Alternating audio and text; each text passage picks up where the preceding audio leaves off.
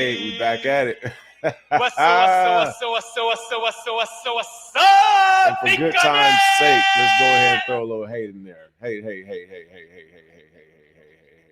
All right. Top stories of the day. Bitcoin January slump, nothing new in post-halving years.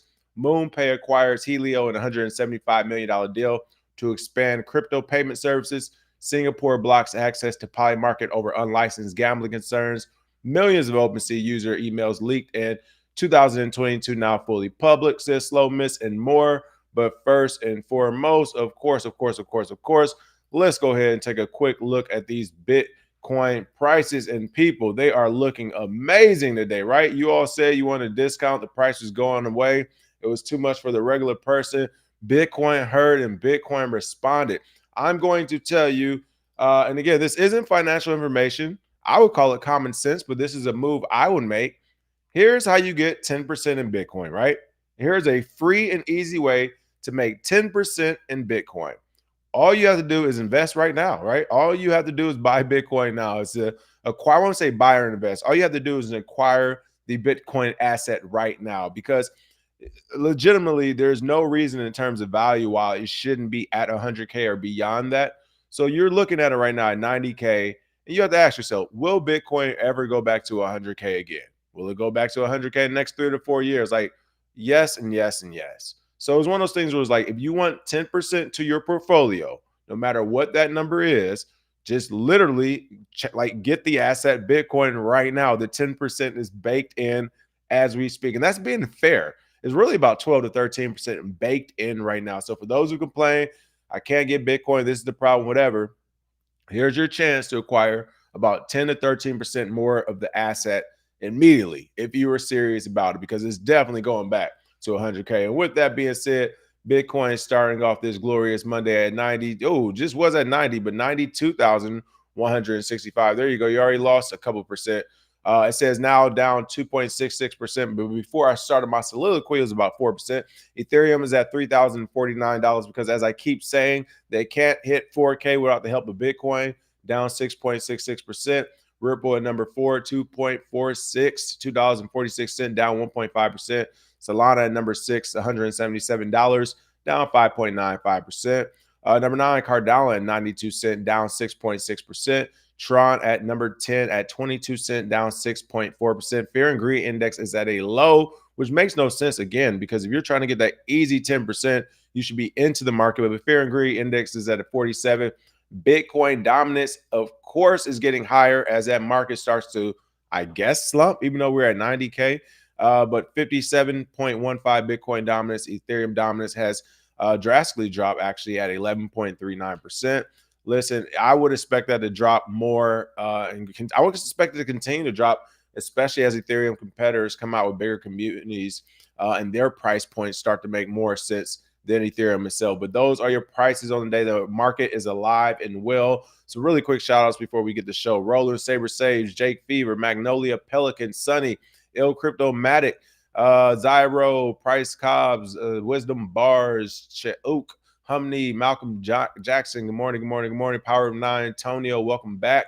Short show today as everyone is awaiting the inauguration to see what happens next. It's going to be a lot of news that upcoming week, so be on the lookout. But top story is really just talking about Bitcoin's price, of course. Sideways movement, call it this already. Don't expect anything different until the inauguration. Honestly, as I mentioned, it could possibly be a sell the news event. Right now, we're coming up on the year anniversary, I believe, of the ETFs, ETPs. I saw some stories floating around about that. Wasn't enough for me to really cover. It's not that big of a deal to cover it, but I do think it's big of a deal enough to talk about it in terms, of course, where the Bitcoin price is going to go in terms of USD. And unless they still have a lot of wind in those sails, they could flip it and make the same type of moves they did this year when it comes to rebalancing portfolios, right? As I mentioned in the past, where essentially you're taking the New York Police Fund that BlackRock owns, or whatever, that portfolio, and you're rotating that from technology over to Bitcoin. Like, that's all they really essentially done with the ETF. So unless they're going to play that game, and I think it's going to kind of slow down and get old, we may be stagnant at 120, 130K once we reach that point. And that's if we get there. Again, has the steam or has a win run out of the sales? Will they continue to buy these ETFs and rebalance the way they've done it? Or will this be a slower year? But really, this 20K pump or so has been attributed to institutions. So this is about to be year two. We're going to see, was this a one-time play? Did they make their money and retire? Or will we see this happen again? That's the first thing. Second thing, when it comes to Bitcoin price inauguration, things going on in January, people, I am here to tell you, in Los Angeles right now, the damage from the fires will be significant. A lot of those homes and people that are over there, those are some of your actual bankers or the wealthy folks who are putting their money behind elections and movies and all this other stuff. So just that alone, I mean, insurance is going to cover this fire, right? You're talking about rows of homes with each one being worth a minimum of $50 million, not to mention the middle class and like even quote unquote working class in those areas, which do exist as well. But all that stuff's wiped out. Insurance isn't paying for that. California is about to go through it. The nation will go through it because California will be going through it, since this is like the highest economical revenue generator in the nation. So expect to see the markets change. It's maybe like one of those black swan events we didn't see coming. This could pump Bitcoin when it's all said and done, but in the short term, it could be enough to make Bitcoin severely dip. There's a lot of people in California and SoCal and Bitcoin. Depending on what insurance companies do, what the dollar does, so on and so forth, what the markets look like, you could be seeing an actual dip, an actual recession / depression happen off these fires and other natural events in the United States. It's about to be a cold winter rain right now. So a lot of that's going to play into the price of Bitcoin. I think personally, this next week it will be telling. And I think we'll know here in the short term. If we're not seeing an aggressive uptick within the 19th to, I say, February 1st, February 2nd, if it's sideways those 2 weeks, we're about, I think we're going to be going sideways. I think we'll go sideways and start to dip down and creep down into the 76s, 73s. Easy work to get down to 70. So we'll see. We will see again. Well, was this already the market pump we wanted and needed? Or is there more left? Regardless, this isn't the end. This is just another chapter, another season of the Bitcoin movie, because it's like we're still going to be taking off. The tech is still there. But back to this story again. Bitcoin January slump, nothing new in post-halving year, says analysts. Bitcoin has fallen 10% so far this month, but analyst says it has dropped between 25 and 30% in January in post-halving markets. I don't see this being any different. Again, the only thing that might change it up would be the election. But since this fire happened, I'm telling you, this is going to affect the economy, people. It's going to affect people. There are hundreds of thousands of people without literal homes that some have paid for that will not be getting their money back. This market, like everything with this fire, is about to shake up the United States. I'm telling you right now. Humney says panic sell at 50K. Hey, we'll see. We'll see. Insurance companies about to run it up for everyone. Look, this is about to change everything. I'm telling you, be on the lookout. I've already one shout out to LA. As much stuff people talks about LA, man, the citizens of LA and even people abroad, of course, Mexico, Canada, it has been so beautiful. Everybody's helping out and trying to help everyone's being displaced. I've had friends who had to evacuate. There's people evacuating today because we're getting new alerts like as time goes on and stuff. So it's been absolutely crazy. But the one thing that the city has done a good job of messaging wise is telling everyone, companies, civilians, citizens, whatever, it's like, if you start to price gouge or do anything dirty in this time of need, we will remember this as soon as this is over, and we're coming for you. Like, they have, like, so many different people have announced this in the government, and I really applaud that, and I back it as well. It's like there won't be any price gouging. Like Ubers are giving people free Uber rides, Airbnb are giving places to stay, hotels as well. So that's all good, right? But people are starting to consider the business fallout now that this thing is looking like it should be coming under control soon, hopefully. And the business fallout will be things like Bitcoin, right? Like, we will see our market affected after we see the traditional market affected. And I guarantee you the traditional market will be affected, because the only way for insurance companies to pay people out is to literally go bankrupt. And even then, I don't think they'll be able to pay it out. I mean, you really think about the real estate side of it itself. To even pay that out, an insurance company has to. What insurance company has $100 billion is lying around? They have to go bankrupt. They will not go bankrupt and essentially kill themselves so everyone else can survive. That isn't capitalism. That isn't the way capitalism works. So then we go into, will there be bailouts? Will there not be bailouts? Like, how will this be handled? Like, we're going to see that happen in real time here the next couple of months. The dollar will be affected by it. Interest loans, rates, insurance companies will be affected by it. And then the crypto and Bitcoin market as a whole will also be affected by it. Now, will it be affected by the enthusiasts? Not really. But again, we're talking ETFs and ETPs. Now might not be the time for it. Think about that. BlackRock, I don't know their information. Some of you all know better than me. But how much exposure do they have to insurance companies? So if they're trying to patch up that exposure to insurance companies where they're about to be losing hundreds of millions of dollars, the best way to do that is to cash out that Bitcoin ETF play that just happened, rebalance these portfolios back. You can minimize losses on this side. Bitcoin is going to go sideways, whatever. Maybe you'll take a small loss, but not really because you've already made so much. Maybe a quarterly loss, but not an overall loss. And then you come back in, you buy it up before the summertime or late this year for one more crazy pump before we get a crazy retracement. So I don't know. Did I just say the playbook for the financial, or at least the crypto ecosystem here for the next 6 months? We'll see. But that is my thoughts. That is my analysis. A lot of sideways movement. Like I said, you should be thinking long term when it comes to Bitcoin right now. And then for some of these other altcoins, I would be considering them for super short to mid-term plays. Do not get stuck in some of these altcoins unless you plan to be there long term. Because if this were to happen in the next few weeks, where you do see, again, the likes of BlackRock repivot or rebalance these portfolios and leave these ETFs and Bitcoin ETPs and ETFs, the market will follow at least 10 to 15%. And then, of course, you're going to have the weak hands follow that. You're at 25% right there. That's January. Now, this could be also a great buy-in opportunity before February and March when we do see the cycle uptick happens after happenings also. So a lot can happen, but we're definitely, I think, in for some sideways movement. So a major Bitcoin correction in the first month of a year after the blockchain sees a halving is historically not unusual, according to analysts who have compared previous cycles. Bitcoin dumping in January has historically been a common occurrence in post-halving years. Crypto analyst Axel Bitblaze told his 123,000 X followers on January 12th. We all know what happened after the 2017 and 2021 dumps.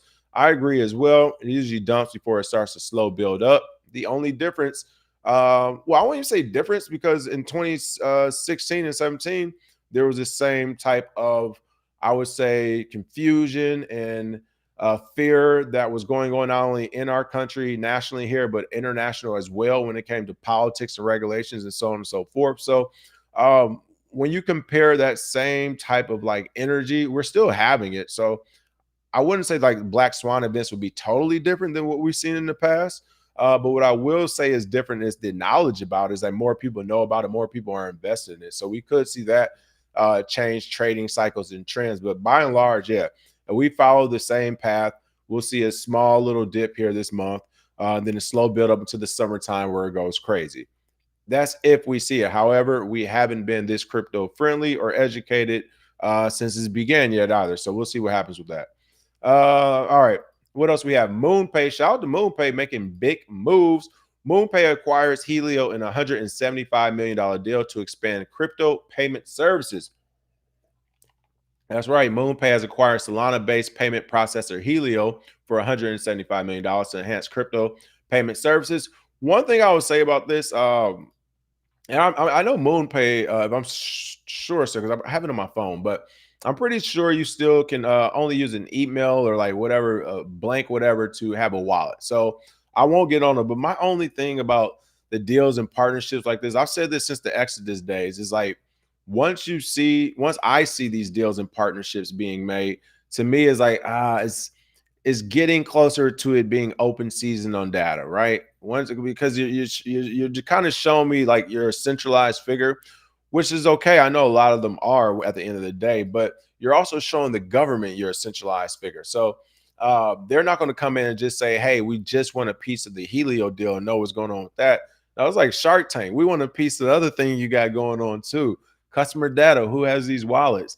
Well, we only have email addresses. We'll take IP addresses then. Okay. Like we're leaving with something like a Denzel type of deal. So that's my only fear, is when I start to see the headlines of these wallets and things like oh, we acquired this for 200 million, this for 100 million, this. I'm like, you are inviting IRS, you're inviting the regulators, you're inviting so many things to where your primary thing is being a wallet, where a lot of people like to have their wallets being private and anonymous or pseudo anonymous. Is like, it's kind of weakening that stance to me. Now, again, a lot of people are doing it, so I'm not going to just single them out. This is a great deal. And I know these companies have to adapt and grow in order to kind of maintain, especially when you're seeing like the government fighting against them or what we had seen. So I'm not mad at it.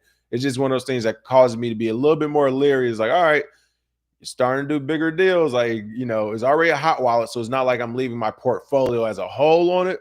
But just in general, you just got to make sure you know how much you're leaving on it and what type of deals and transactions you're doing with it. All right. So again, this is Helio and MoonPay. This partnership where MoonPay has now bought them to expand their payments infrastructure. Again, I get it. Makes sense. That's the new thing. You're seeing that with Block. You've heard about X talking about it. You got Robinhood in the mix, Cash App, PayPal.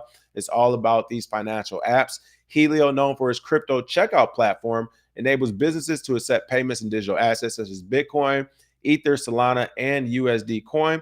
According to a press release, the acquisition expands MoonPay's infrastructure by incorporating Helio's technology to improve the efficiency of the crypto payments for merchants and marketplaces. Now, I will say this. Oh, okay. Again, you all catch me doing this live, so sometimes I got to rewind. And right now is one of the moments.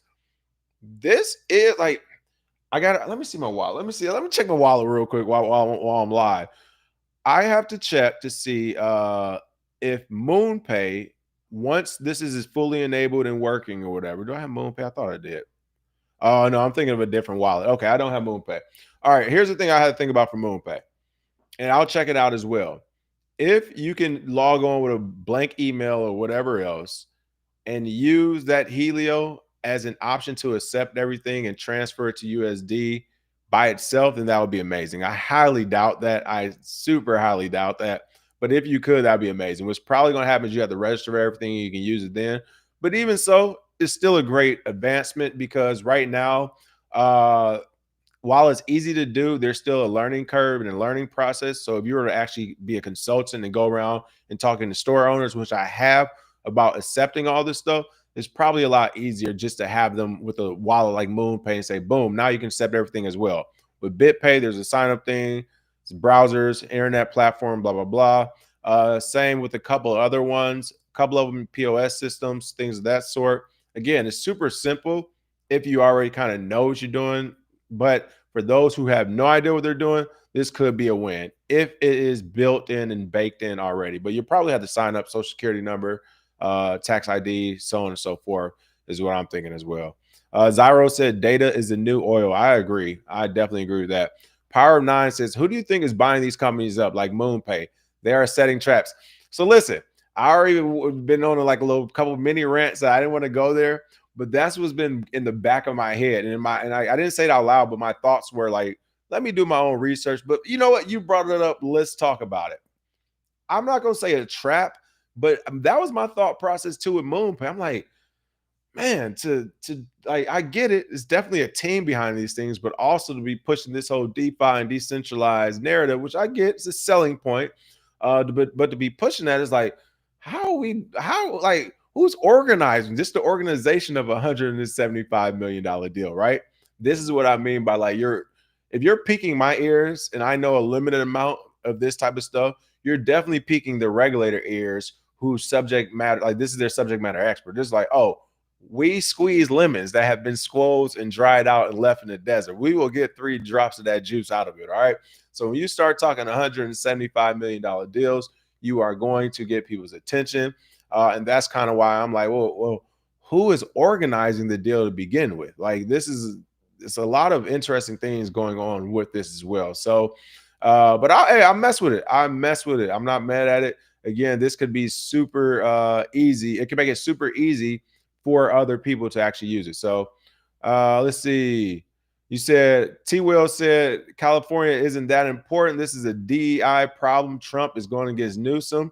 Hey, you say that until they start looking for taxpayer money. I'm telling you, they're going to want that taxpayer money, and then it will become a problem for everyone. But we'll see. We will see though. We'll see here in the next like literally week and a half for the most part. So we'll rediscuss it. Hopefully, it isn't a big deal where everyone will be pulled in. I wouldn't want that for any region. So hopefully, they can figure it out. Power 9 said in April of 2022, MoonPay announced an additional $87 million funding round with investments from celebrity figures like Justin Bieber, Gwyneth Paltrow, Snoop Dogg, and Ashton Kutcher. Okay, if that's the case, then that makes it even more shaky to me because it's like they're going to want their money back. Their teams are going to want their money back, which makes these moves even make more sense, but also, again, legitimizes the fact that, hey, we're probably going to be a little bit more centralized than what we initially thought we were. So we shall see. Was it? Did I say squeeze? Is it squoze? Hey, listen, public schools. Okay, I'm gonna go. This is America. Let's see. Singapore blocks access to Polymarket over unlicensed gambling concerns. I mean, I'm not even going to go through the story. The headline, the title's in the headline, or the headline is the story itself. This is something I mentioned I could see happening after they started betting and gambling on the election again, or at least it became more public, and they guessed it right on there. Yeah, essentially, every first world country is about to come out the Polymarket. They're going to be like, either you pay us and disable certain functions, so it's going to be like a double whammy, or you just get out of our country. And they're Polymarket, they're smart, they respond. Most people use a VPN anyway. Do what you will, and these countries are doing what they will. So it sucks to see it happen, but it's crazy because this attention that they're putting on Polymarket to me is just free advertising for Polymarket itself, and then the technology also. Polymarket isn't even the first platform to do it. I was thinking about it before the show. I couldn't put my head on it, wrap my brain around the words. Somebody in the chat let me know, what was the other crypto that was doing this, the same gambling and betting on their platform? I feel like it starts with, I see an R. I want to say it starts with R or something. But there was another crypto that was doing this like 2016, 2017, 2018 or whatever. So let me know which one that was. But Polymarket isn't the first to do it. To me, this is kind of like Tornado Cash, the website where they're just essentially trying to make this person the fall guy, make them look guilty, and then make an example out of them. So other people will say, well, I don't want to, create a Polymarket or any type of gambling or betting platform either, in fear of what these governments could do. But at the end of the day, this is websites. These are literally www.whatever.coms or .ios. It's technology. And these countries are screaming to the world that the technology touched them the wrong way. And the world is actually listening, which is super weird to me. But it is what it is. It was, somebody let me know, who was the other one? It was one other one that did the betting platform. It's in my head. I can't think of it. I want to know the name. I've been trying to think of the name all day. It's going to come to me as soon as I press in on the show. I know how this works. All right, last but not least, millions of OpenSea user emails leaked in 2022 are now fully public. Yes, hilarious, Satoshi Slum. So this is something where it's like, if you've been on OpenSea, I'm sure you've already gotten these fake and phishing attempt emails the last 2 or 3 years, whatever. I sure have. Like, I've literally gotten so many fake OpenSea emails to my junk mail the last 2 years. It's been crazy. So I already knew this information, but this is one of the issues where some of these companies in the space, not saying they did this, but it kind of makes me feel like they did it, where they release this information slow so it won't be like a bad mark on the company, but it's also like the damage is done now. Like, these have been fully public, I wanted to say, for years. Augur, thank you. I thought it started with an R. It was just an R in there. Augur. That's what I was thinking. Augur. Augur was a betting platform on Ethereum in 2018. Right. So this is not even the first thing to do. It's just literally just redid Augur for the most part. And that was a pretty good platform. So yeah, millions of OpenSea user emails are now fully in the wild, they're saying, after the marketplace's automation vendor leaked the emails in mid-2022. Again, you're just now getting the story in January of 2025 that, hey, the emails that are leaked in 2022 are out there. They've been out there since 2022. Whether you think they just leaked the emails and everybody put them to the side into this year, no, they've been out there. So again, I'm sure this probably came from the company, or it's just a slow news day. Could just be a slow news day, or this person, Felix, could be like, you know what? If they're anything like me, they're like, I just received another OpenSea email, which I did this morning. Seriously, I get them like 3 or 4 times a week.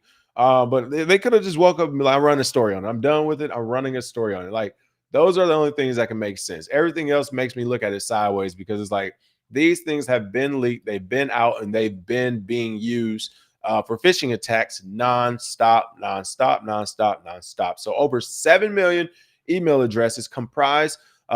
See, I can't speak today. Proud of me.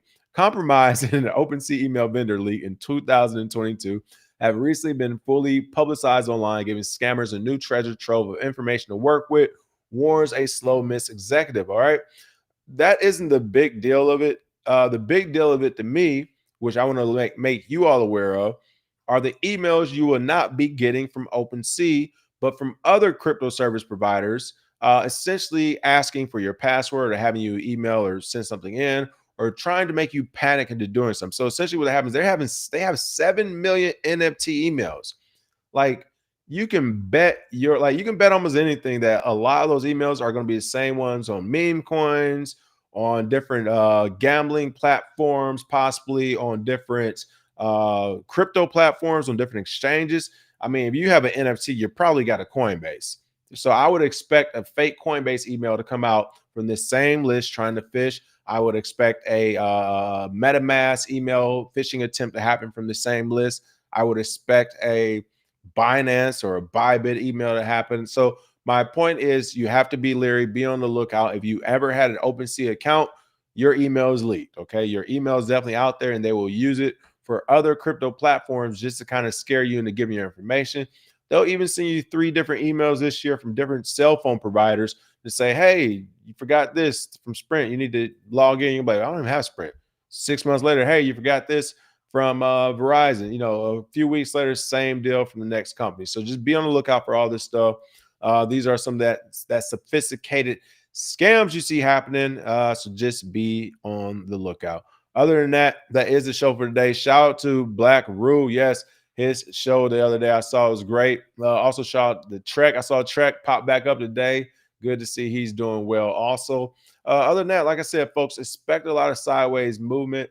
I'm planning to be here all week to do news, but again, if it's just nothing, it was hard to find these stories a day. But if it's absolutely nothing, we may skip a day or so. But by and large, I shall be here. Smash that like and share, and see you all.